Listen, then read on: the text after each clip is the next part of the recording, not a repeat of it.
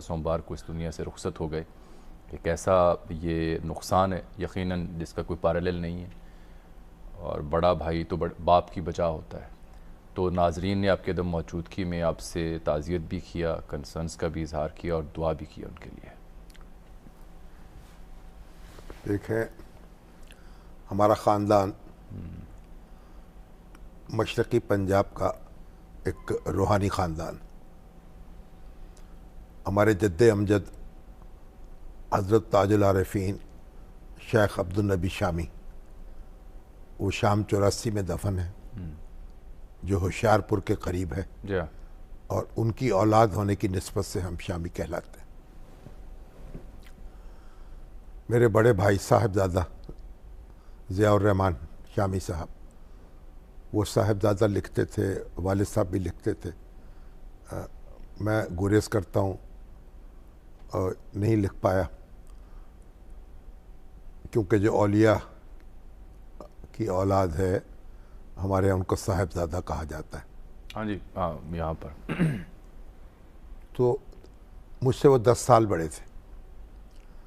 गोया 10 साल के वो थे जब मैंने इस दुनिया में आँख खोली।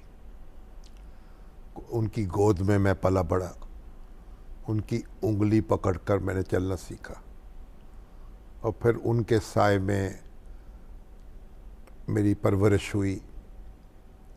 उन्होंने वसाइल फराहम किए। मेरे वालिद साहब सरकारी मुलाजिम थे, रिटायर हो चुके थे, तो वो उन्होंने एक अपने वसाइल जो हैं ख़ानदान की परवरिश में, कफ़ालत में अपना किरदार अदा किया।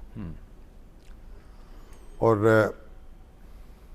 वो देखें, मुख्तसर सी बात यह है कि 1954 में उन्होंने एमरसन कॉलेज मुल्तान से ग्रेजुएशन की, इम्तिहान दिया। इम्तिहान देकर वापस आए तो उस ज़माने में बूरे वाला टेक्सटाइल मिल कायम हुई थी, नई नई। कुछ मोहल्ले के नौजवान, उनके दोस्त मिल देखने जा रहे थे, वो भी उनके साथ चले गए। वहाँ गए तो मिल देखी। उस वक्त की मिलें बहुत बड़ी होती थी, एक बस्तियाँ बस्ती थी पूरी, एक यानी सैकड़ों एकड़ हो जाता था अराजी, और मज़दूरों की कॉलोनियाँ, अफसरों की कॉलोनियाँ, पोस्ट ऑफिस, स्कूल, हस्पताल। तो बुरे वाला मिल, जैसे अब दाऊदाबाद कहते हैं उसको, बस्ती को, वो एक बड़ी बस्ती थी। तो वहाँ भर्ती हो रही थी। तो वो नौजवान जो थे पाकपट्टन से गए, वो भी लाइन में लग गए। भाई साहब भी उनमें शामिल थे। वो उनमें से तो कोई भर्ती ना हो सका, वालिद साहब और भाई साहब को भर्ती कर लिया।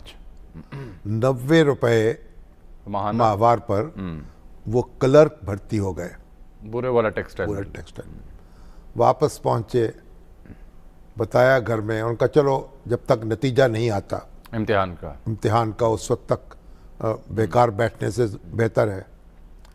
नतीजा आया, वो ग्रेजुएट हो गए।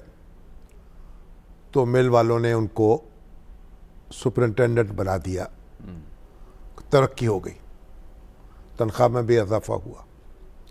फिर कुछ दिन गुजरे तो फिर वो अफसर बन गए, तनख्वाह में मज़ीद इजाफा हुआ, तो दिल वहाँ लग गया।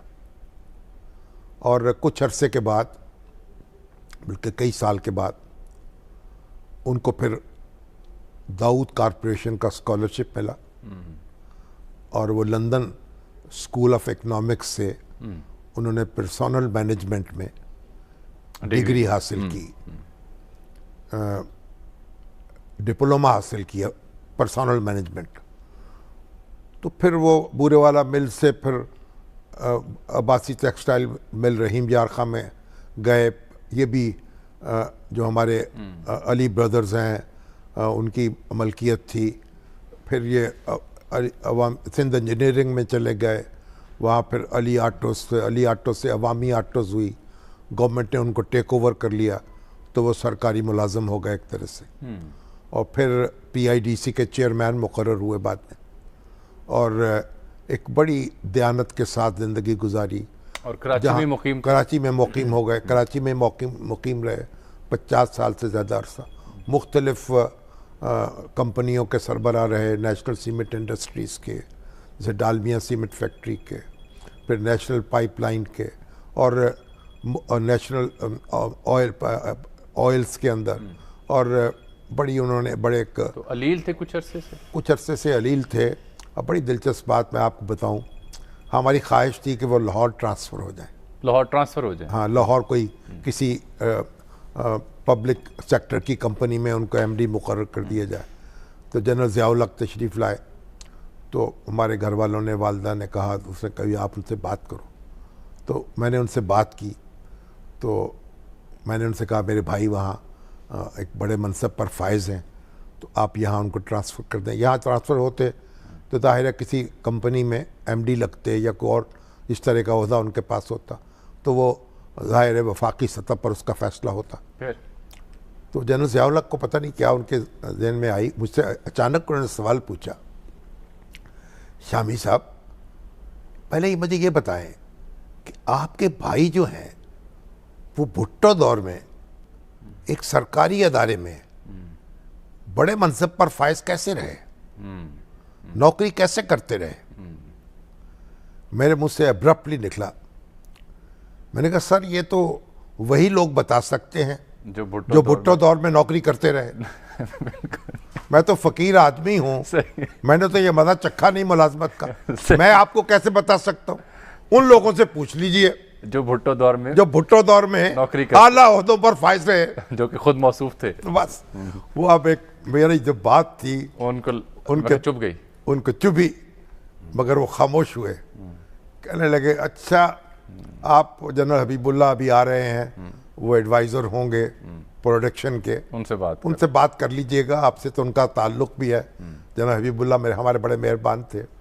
और मैंने कहा अच्छा चलिए ठीक है, लेकिन बाद में फिर ट्रांसफ़र उनका हो नहीं सका, वो कराची ही में मुकीम रहे। तो वहीं अच्छे वाक़े के साथ उनका ज़िक्र हमने किया। ये जो हमारे जबरान नासिर हैं, ये उनके नवासे हैं, और वकील भी हैं, सोशल वर्कर हैं माशाल्लाह।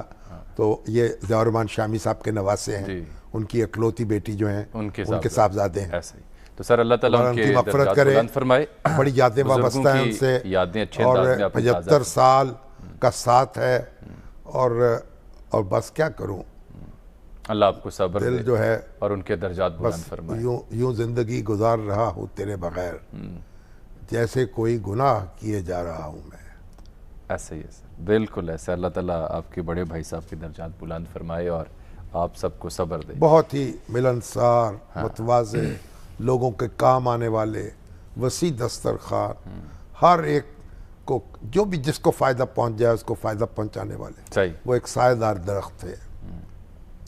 अल्लाह ताला हमें अपने बुजुर्गों के नक्शे कदम पे चलने की तौफीक दे। सर अफगानिस्तान